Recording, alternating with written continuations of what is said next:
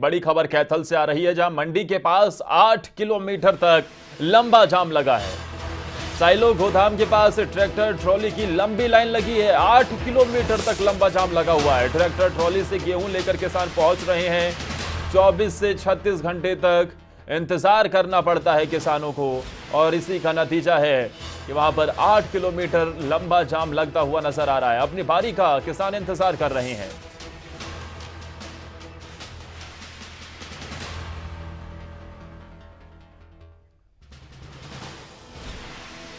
और इस बड़ी खबर पर ज्यादा जानकारी के साथ कैथल से हमारे संवाददाता वीरेंद्र पुरी फोन लाइन पर जुड़े हुए हैं। वीरेंद्र, क्या जानकारी मिल रही है? आखिर ये जाम कैसे लग गया इतना लंबा 8 किलोमीटर का?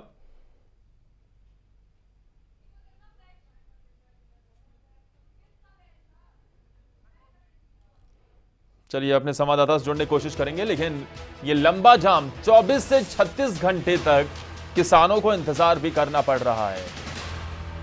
आखिर जब ये दावे किए जा रहे हैं कि किसी प्रकार की कोई समस्या नहीं होगी गेहूं की इस खरीद में, तो आखिर ये लंबा जाम और 24 से 36 घंटे का लंबा इंतजार आखिर किसानों को क्यों करना पड़ रहा है? इसके पीछे की वजह क्या है?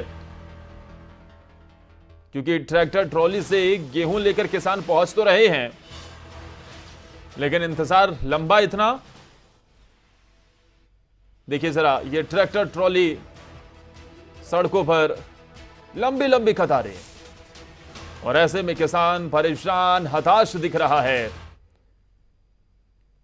सरकार दावा तो कर रही है कि किसी प्रकार की कोई परेशानी नहीं होगी, लेकिन अगर इतना लंबा इंतजार करना पड़े किसी को, तो आप समझ सकते हैं कि किस तरीके की परेशानियों का सामना वहां पर उन्हें करना पड़ रहा होगा इस चिलचिलाती धूप में।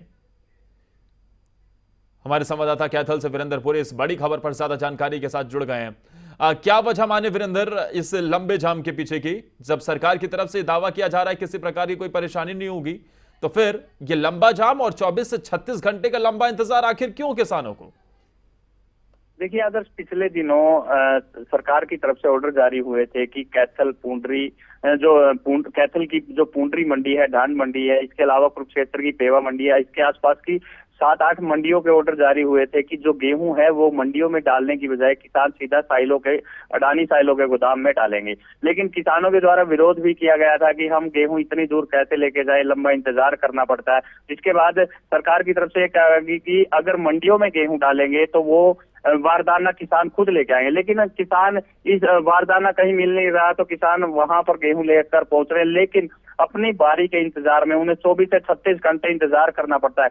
जो एंट्री गेट है, उस एंट्री गेट के दोनों तरफ लगभग 4-4 किलोमीटर लंबा जाम लगा हुआ है। हम कह सकते हैं कि 8 किलोमीटर लंबी लाइनें लगी हुई है, और सड़क पर ही वो लाइन लगती है। किसानों को काफी ज्यादा परेशानी, 24 से 36 घंटे उन्हें ट्रैक्टर पर ही अपनी बारी के इंतजार में वहीं रहना पड़ता है। इसके अलावा अगर गेहूं रिजेक्ट हो जाती है, अगर नमी की वजह से रिजेक्ट हो जाती है, तो उसके वो गेहूं दोबारा से लेकर जानी पड़ती है और फिर दोबारा लेकर आए। कहीं ना कहीं किसानों को परेशानियां तो हो ही रही है, साथ में उनका जो फ्यूल है वो भी एक्स्ट्रा जल रहा है। जी आदर्श। वीरेंद्र, इतना लंबा जाम, इतना लंबा इंतजार, चिलचिलाती धूप, किसानों की परेशानी तो जाहिर सी बात है बढ़ती हुई नजर आ रही होगी। ऐसे में क्या किसी प्रकार की कोई व्यवस्था वहां नजर नहीं आ रही?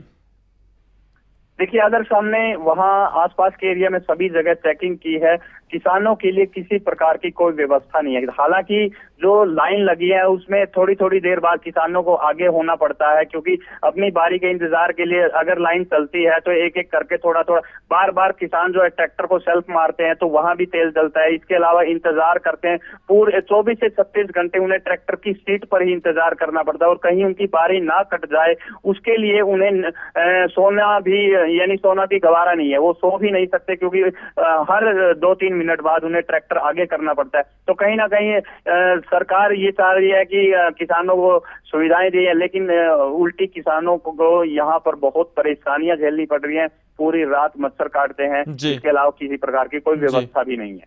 शुक्रिया वीरेंद्र आपका तमाम जानकारी देने के लिए।